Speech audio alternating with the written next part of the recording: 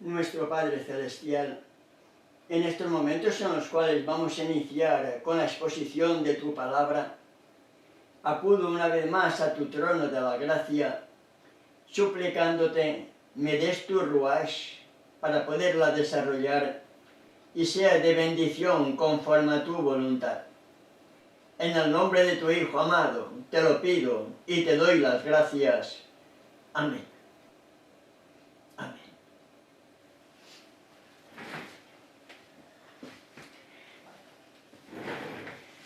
En estos momentos, hermano y hermana, en que son las 9 horas en Argentina, trasladadas al horario de Israel, son las 3 de la tarde, momento en que nuestro Redentor expiraba. Y el plan de la redención se había realizado. De ahí la importancia, creo, para cada uno de nosotros, poder ubicarnos también en el tiempo y en la hora en que este evento tan importante tuvo lugar. De ahí que nuestro Padre Celestial, a través de su ruach, me impresionó para que ahora, a esta hora, pudiéramos recordar el evento que dio lugar también a nuestra victoria sobre el pecado. En esta mañana vamos a meditar lo que sucedió brevemente desde la cena con los discípulos hasta precisamente pronunciar las palabras consumado es. Padre, en tus manos encomiendo mi espíritu. Era un día como hoy, día 14 del calendario lunar, y por lo tanto la luna llena y sin nubes como esta noche resplandecía sobre Jerusalén y él caminaba hacia Getsemaní, el lugar donde iba a ser arrestado como un vil criminal. Como Elohim encarnado, sabiendo la separación que produce el pecado con su Padre, siente que su presencia se está alejando de él por causa de los pecados de toda la humanidad, incluyendo los tuyos y los míos, hermano y hermana que me escuchas. Nunca debemos pensar que Él murió por los pecados cometidos por, no. Él murió también por mis pecados y murió también por tus pecados. Él, el creador del universo, el Hijo de Elohim que se sentaba a la derecha del Padre y era adorado por todos los ángeles y mundos no caídos, ahora le parecía estar excluido de la presencia sostenedora de su Padre. Él, la majestad del cielo, aquel que con su palabra había hecho la creación y al hombre, iba a llevar la culpabilidad de la humanidad caída por causa del pecado de Adán y Eva y heredado a cada uno de nosotros. Es tanta la angustia que siente, tan terrible le parece el pecado, tan grande es el peso que debe llevar por causa del mismo, que el ser sin pecado teme que vaya a quedarse sin el amor de su Padre. De ahí que podemos entender, hermano y hermana, las palabras que pronunció y que Mateo nos dice en el capítulo 26, verso 38. Mi alma está muy triste hasta la muerte. ¿Entendemos por qué? Porque sabía que el pecado causa separación con el Elohim de Abraham, de Isaac y de Israel.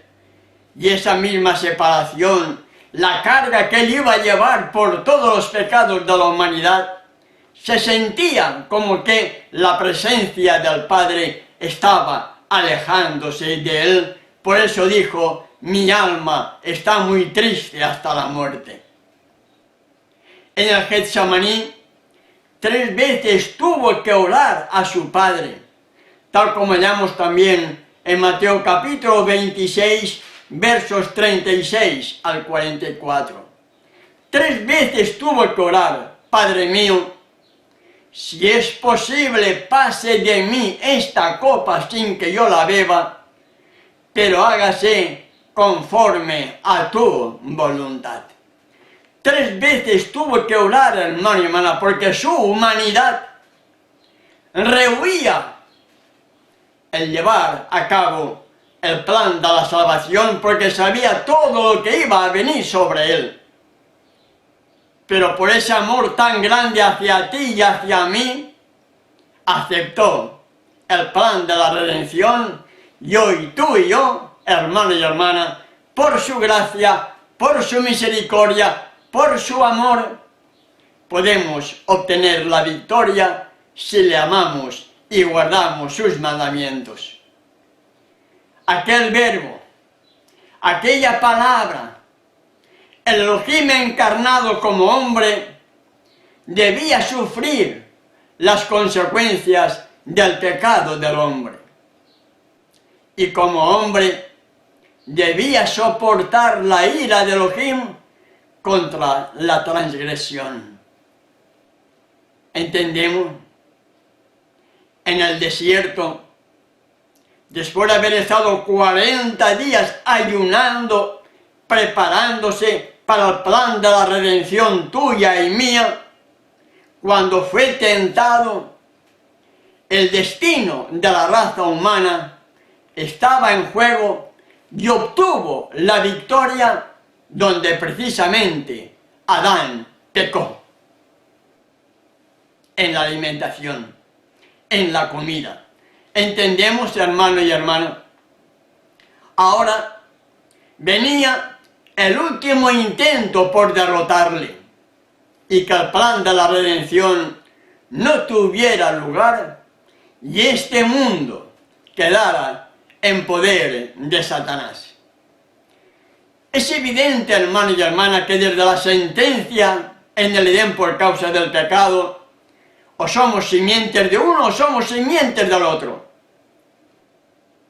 Así que Yahshua, la majestad del cielo, vino para que tú y yo, por amor a él, habiendo sido antes simientes de la serpiente, ahora seamos simientes de Yahshua y podamos obtener la victoria. De ahí que por 3 veces el clamor: Padre mío, si es posible, pase de mí esta copa, pero no se haga mi voluntad, sino la tuya. ¿Entendemos, hermano y hermana? En el Getsemaní, la humanidad del Hijo de Elohim temblaba al saber lo que él iba a comenzar a sufrir en breves momentos. Él, como divino, sabía lo que iba a sufrir, y como humano sentía temor de no poder vencer las tentaciones tan terribles que iba a sufrir, para darte a ti la victoria y para darme a mí mi victoria, hermano y hermana. La suerte de la humanidad pendía de un hilo. ¿Escuchaste? La suerte de la humanidad pendía de un hilo. El Hijo de Elohim podía negarse a beber la copa destinada al hombre culpable. Él podía haberse negado a realizar el plan de la redención. El Hijo de Elohim podía enjugar el sangriento sudor de su frente y dejar que los pecadores pereciéramos en nuestra iniquidad. El Hijo de Elohim podía haber dicho: reciban el transgresor la penalidad de su pecado y yo me vuelvo a mi Padre. Claro que lo podía haber dicho, hermano y hermana. Él no tenía ninguna necesidad de morir por mí, pero lo hizo por amor.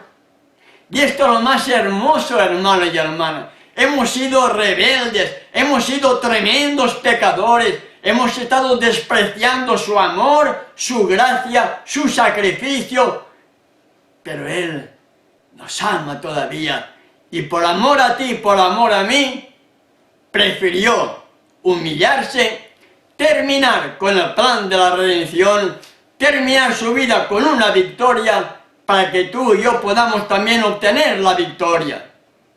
¿Entendemos? El Hijo de Elohim podía haber dicho: reciba el transgresor la penalidad de su pecado y yo me vuelvo a mi Padre. Lo podía haber hecho, hermano y hermana, lo podía haber hecho, pero repito, por amor a ti, por amor a mí, prefirió proseguir con el plan de la redención, sabiendo todo lo que iba a sufrir, precisamente para que tú y yo pudiéramos alcanzar la victoria. Y en esa condición podemos entender por qué por 3 veces oró: Padre mío, si es posible, pase de mí esta copa, sin que la beba, pero hágase conforme a tu voluntad, como hemos mencionado antes y que hallamos en Mateo capítulo 26, versos 36 al 44. Él, que había dejado los atrios celestiales, vino a esta tierra a salvar la oveja perdida, a este mundo que cayó por la transgresión. Cuando yo leo y medito en la parábola de la oveja perdida, puedo llegar a entender, hermanos, que hay otros mundos que no cayeron. 100 mundos, ¿quién sabe? ¿Quién sabe? Pero habla de 100. Y uno se perdió, la oveja perdida. Esta tierra, este mundo se perdió y Él vino a rescatar a esta oveja perdida.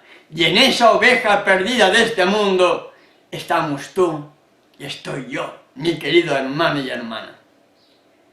Y Él contempla y ve que los transgresores de la ley, cada uno de nosotros, abandonados por falta de mediador ante el Padre, íbamos a perecer para siempre. Ve la impotencia del hombre, ve el poder del pecado, ve los ayes y lamentos de un mundo condenado, y todo eso se presenta delante de Él. Contempla su sufrimiento por causa de la redención del pecador, y la decisión está hecha. Salvará al hombre sea cual sea su costo. ¡Qué amor, hermano y hermana! ¡Qué inmenso amor! El mismo Hijo de Elohim, el ser sin pecado, el que había creado a Adán y le había dado su imagen, su carácter con el soplo de vida, vino aquí a esta tierra por amor a ti y por amor a mí, para podernos redimir de la sentencia de muerte que caía y cae sobre el pecador no arrepentido. ¿Entendemos? Y en esta misma noche pasada, retrocediendo miles de años atrás, en esta noche pasada, en esa noche en el Getsemaní, Judas, uno de los 12, le entregó y comenzó la farsa de su juicio. Uno de entre ellos. Recordemos, meditemos, ¿por dónde vendrá la apostasía? No los busques afuera. A la majestad del cielo, uno de ellos, uno de entre los 12 le entregó. Hoy igual. La apostasía vendrá por los que están dentro. La entrega al Sanedrín moderno será también por parte de los de dentro, porque la historia siempre se repite, hermano y hermana que me escuchan. Fue llevado ante Anás, después ante Caifás, luego ante Pilato, de Pilato a Herodes y vuelta a Pilato, flagelado sin que nadie pudiera tener pruebas de que debía ser ejecutado. Pero tenía que morir por causa de nuestros pecados, siendo totalmente inocente, y Pilato no hallando nada para condenarle, viendo la presión insistente de los fariseos, de los miembros del Sanedrín y del populacho israelita, que lo obligaban a que firmara la sentencia de muerte, Pilato, viendo y sabiendo que era totalmente inocente, firmó la orden de ejecución, porque tenía que morir en un día 14, tal como murió, y en ese año, tal como así aconteció.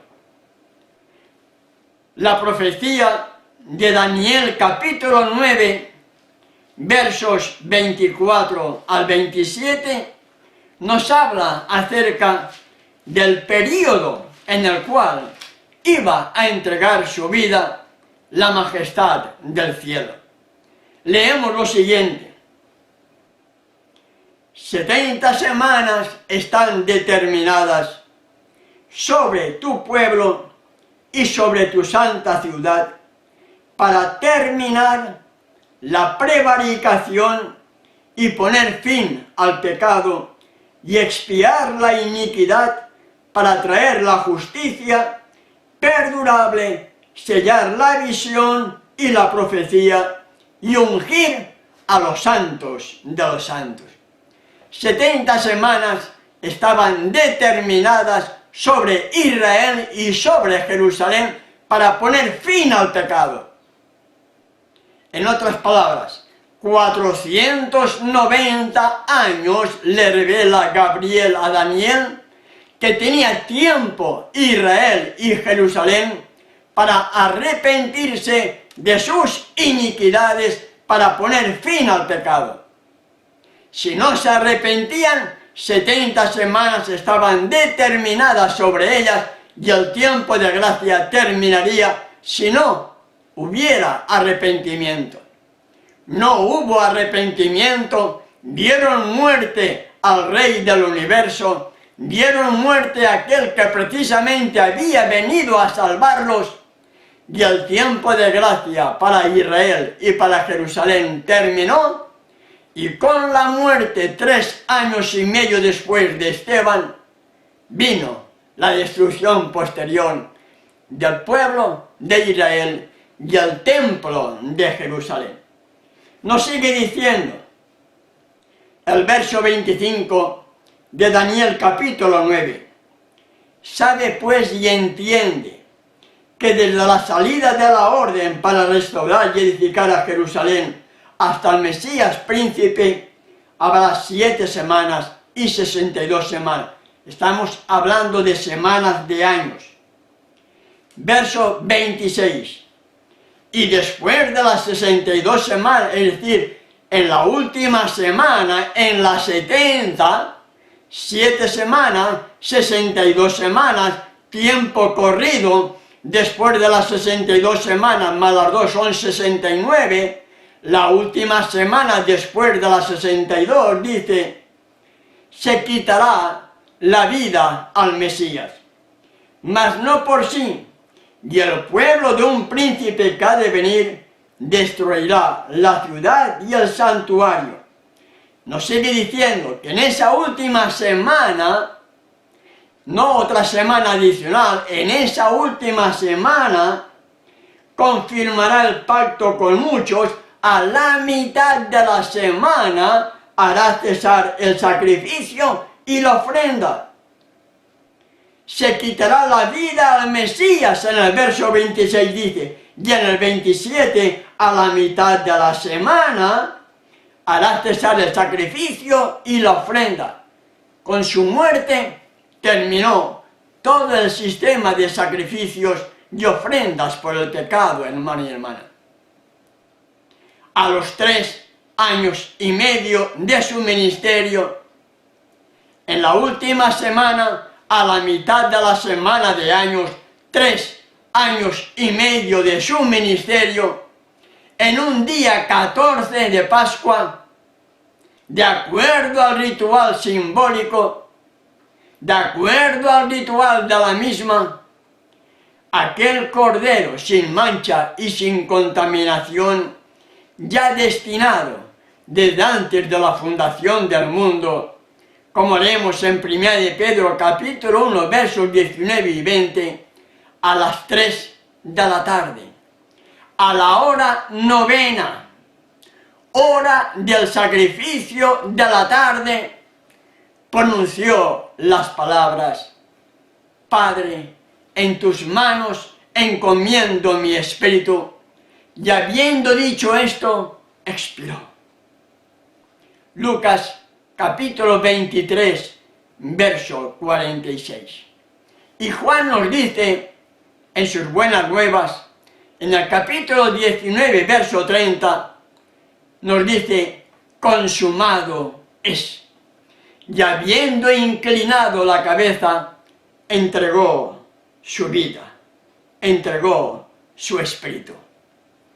Sin entrar, hermano y hermana, en los detalles de lo que sucedió en el lugar de su ejecución, detalles que tenemos en los evangelios, amplios, espectaculares algunos de ellos, yo me quiero centrar solamente en el evento que tuvo lugar a las 3 de la tarde, a la hora novena, en una hora como hoy en Israel, cuando la majestad del cielo dijo: Padre, en tus manos encomiendo mi espíritu, y entregó su vida. ¿Entendemos? ¿Qué sucedió con su muerte? ¿Lo has meditado, hermano y hermana? ¿Qué sucedió con su muerte? ¿Qué pasó en el templo? ¿Qué cosa quedó visible ante la vista de todo el pueblo? ¿Qué pasó en ese lugar? En el mismo momento en que el Creador dijo: Padre, en tus manos encomiendo mi espíritu, y murió. Cuando dijo: consumado es, ¿qué estaba sucediendo en el templo? La muerte del Cordero. Era el sacrificio vespertino y tenía que ofrecerse la víctima de un cordero totalmente inocente. Pero dice la historia que no pudieron dar muerte al cordero, que cuando le iban a degollar, el cordero se escapó, porque el tipo se había convertido en el antitipo. Aquel cordero sin mancha y sin contaminación, ya destinado desde antes de la fundación del mundo, había tomado su lugar precisamente allí, en el monte conocido como Calvario, y había entregado su vida por cada uno de nosotros, y al alargarse el velo de arriba abajo en dos, todo el sistema ritual de las ofrendas y los sacrificios por el pecado habían terminado. ¿Entendemos?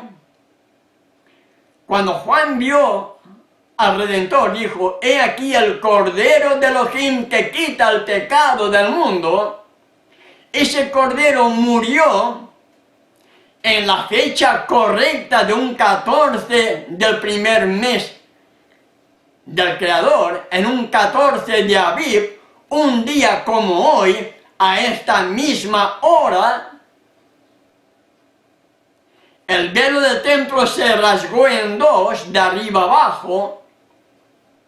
Ya no hay mediador, ya no hacen falta sacerdotes, ya no hace falta muerte de ningún animal inocente, porque el ser sin pecado cargó los pecados de toda la humanidad allí, en el monte Calvario, entregando su vida por ti y por mí.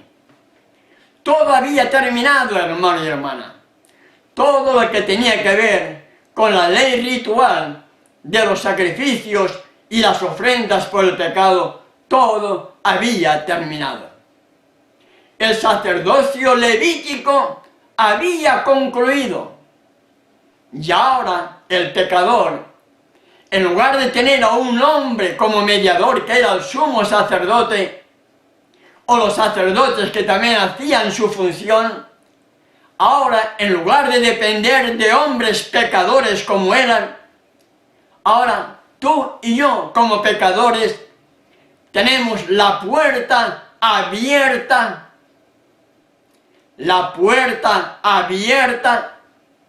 para entrar al lugar santísimo a través del Hijo como nuestro único abogado, mediador e intercesor ante el Padre.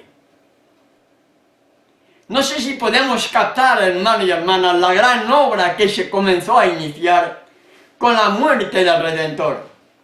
Antes todo era sacrificios de animales y la mediación de hombres pecadores como cada uno de nosotros. Con su muerte, todo ese sistema terminó.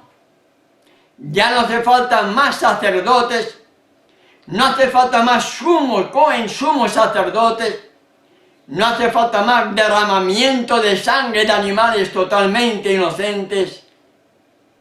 Y en su lugar tenemos un santuario celestial con una puerta abierta donde a través del Hijo, repito, como nuestro único abogado, mediador e intercesor, podemos acudir al trono de la gracia a través de Él, dando gracias por su gran amor y pidiendo también perdón por aquellos pecados y o debilidades que hayamos tenido.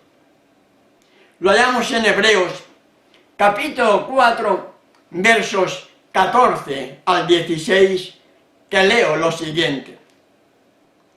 Por tanto, teniendo un gran sumo sacerdote, teniendo un gran sumo Cohen, que traspasó los cielos, Yahshua, el Hijo de Elohim, retengamos nuestra profesión.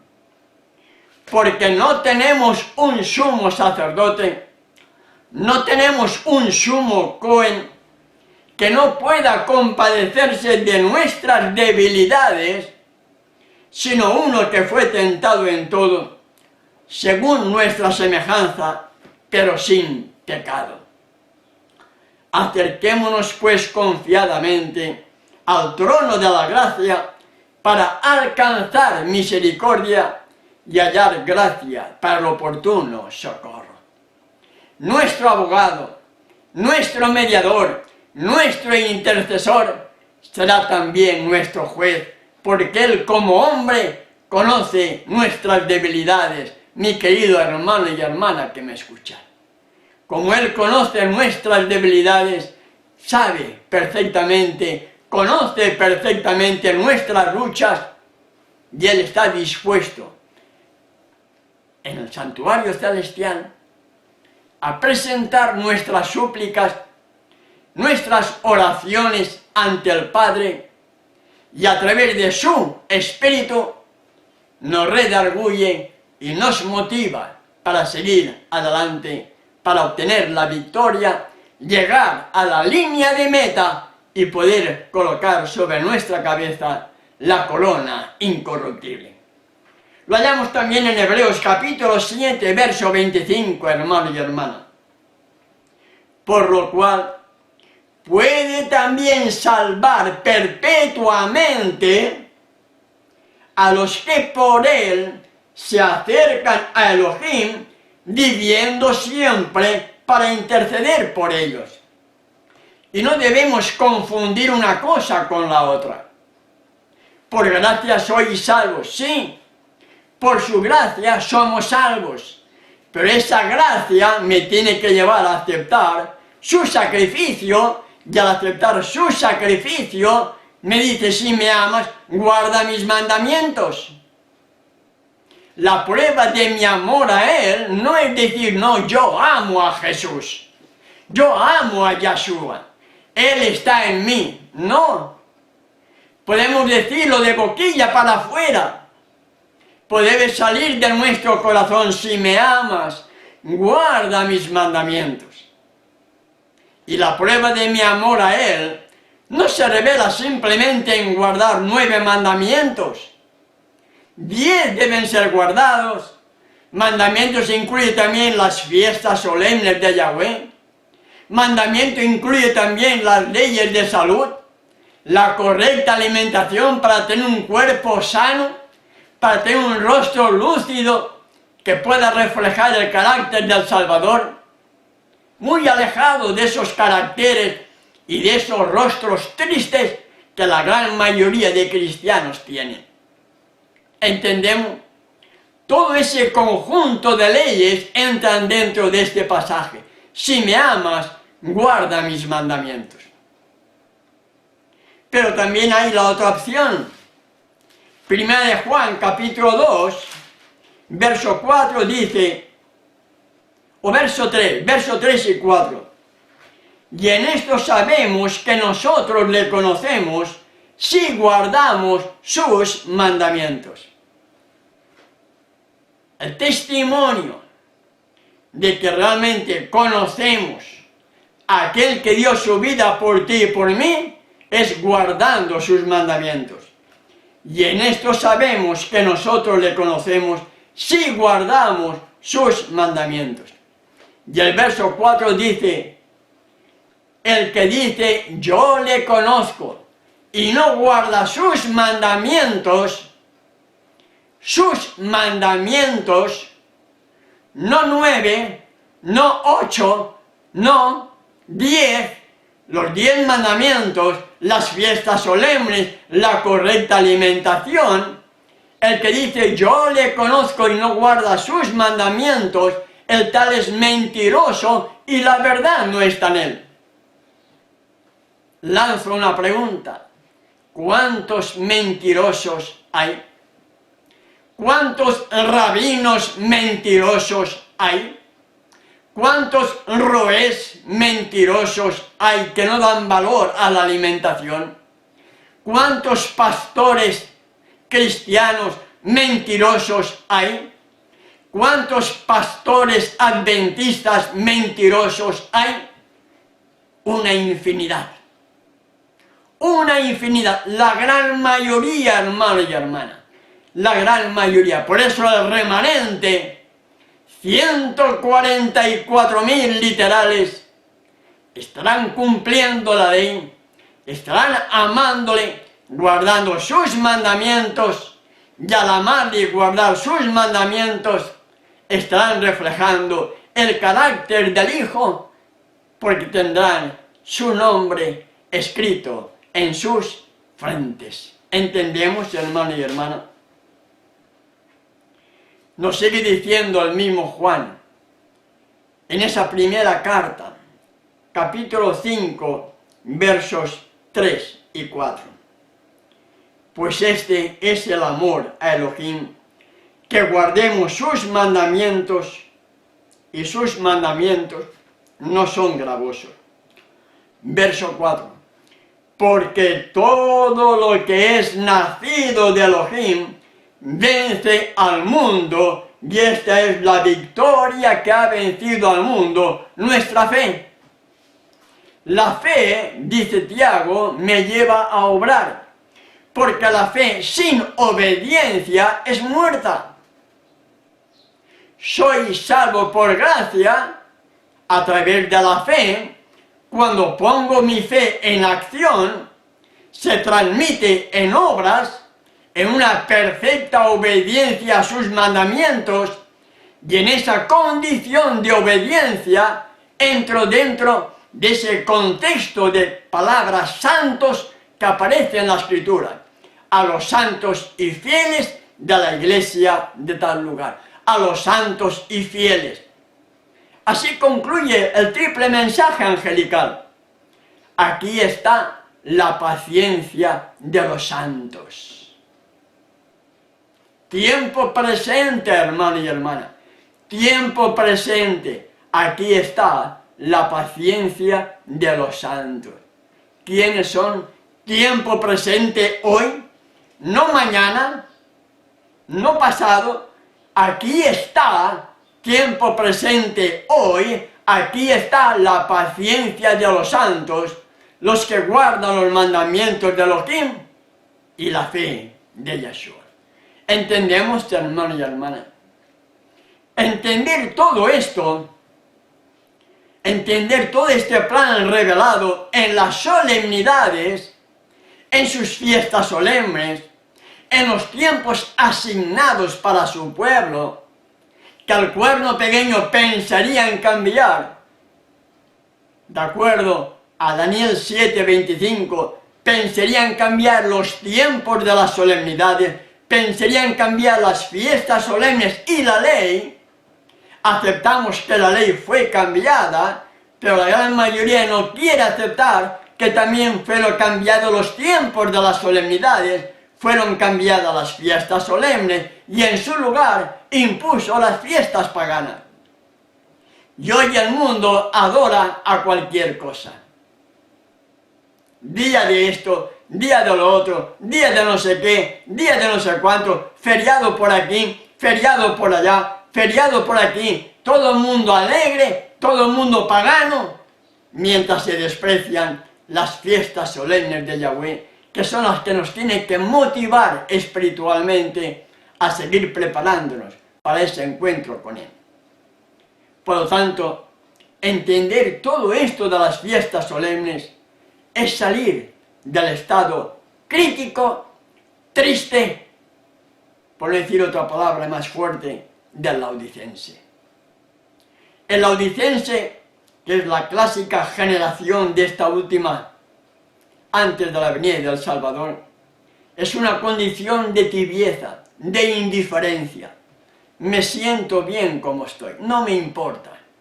Estoy bien, tengo casa, tengo auto, tengo familia, voy a la iglesia, no me preocupa de nada, doy mis diezmos, doy mis ofrendas, estoy dispuesto a ayudar al pastor laodicense. Cuando uno entiende las solemnidades, precisamente te motiva a ser diferente al resto del mundo, porque los 144.000 van a ser parte de ese pueblo escogido, de ese real sacerdocio, de esa nación santa, pueblo adquirido por Elohim, para anunciar las virtudes de aquel que os llamó de las tinieblas a su luz admirable, como podemos leer en 1 de Pedro capítulo 2, verso 9. Entender correctamente las solemnidades es salir de la indiferencia que hay en todas las congregaciones, en todas las asambleas, en todas las keilas, en todas las iglesias, a seguir solo tradiciones rabínicas de fariseos modernos, pastores, rabinos, morés, roés, todo porque la historia siempre se repite.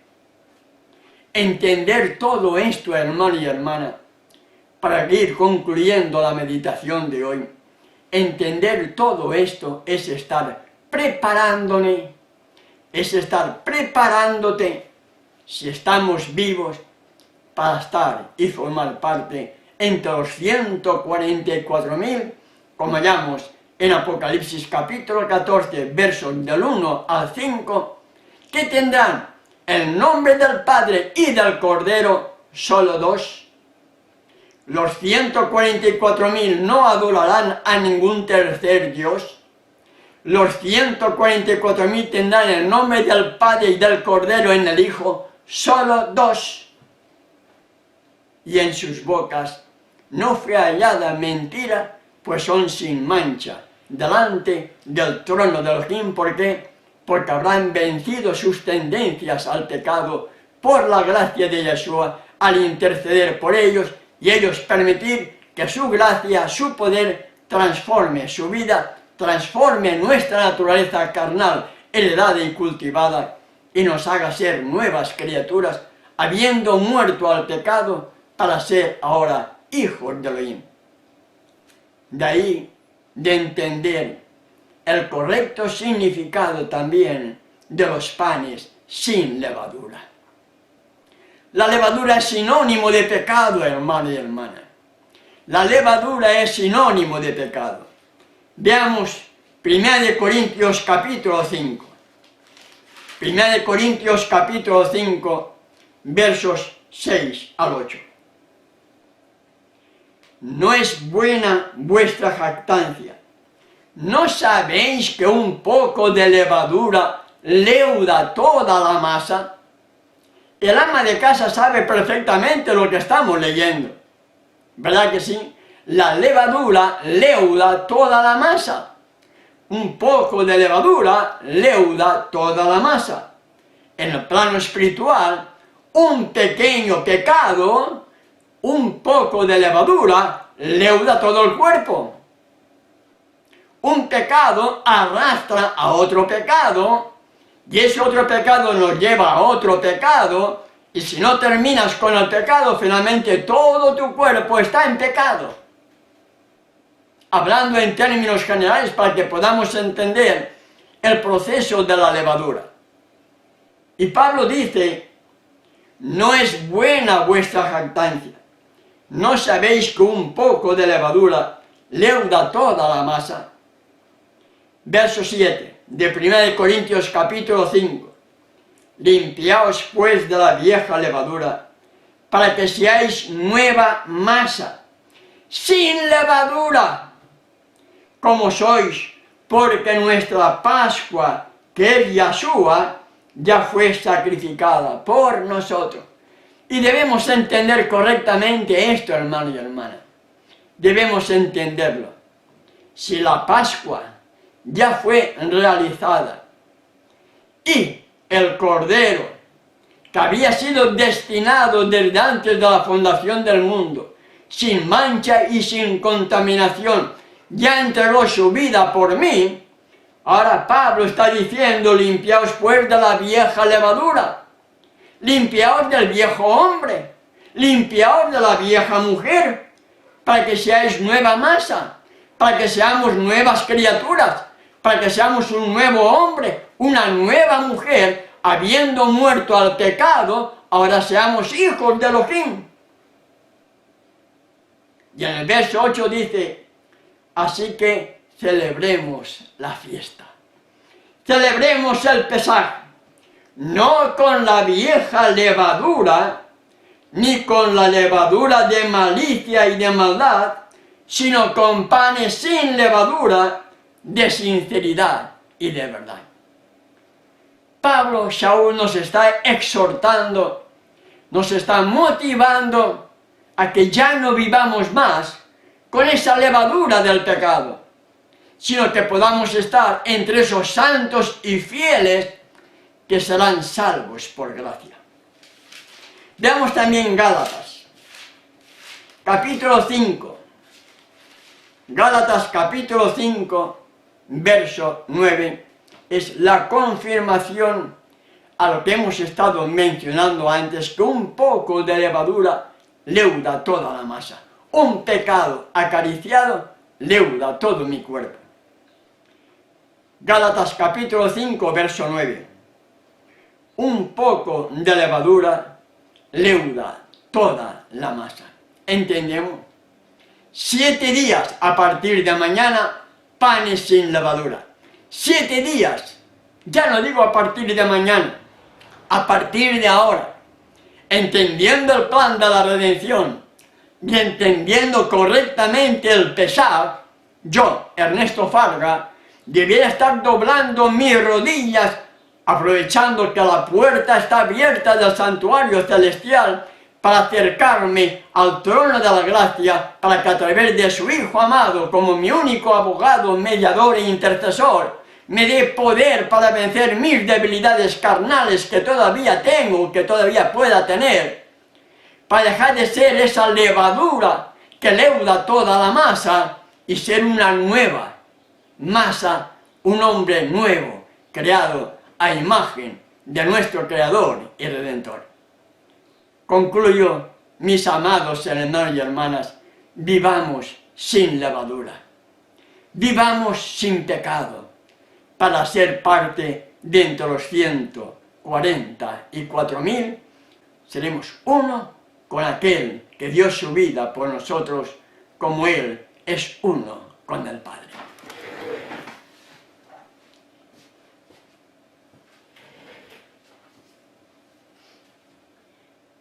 Gracias, Padre Celestial, porque me has dado discernimiento, me has dado tu ruach para poderlo desarrollar este tema. Todo está en tus manos, Padre, para que sea hecho todo conforme a tu voluntad. No tomes en cuenta nuestras debilidades, no tomes en cuenta nuestra naturaleza, y transfórmanos, Padre, para permitir ser dirigidos por ti y lleguemos a reflejar el carácter de tu Hijo. En su nombre y por sus méritos te lo pido y te doy las gracias. Amén. Amén.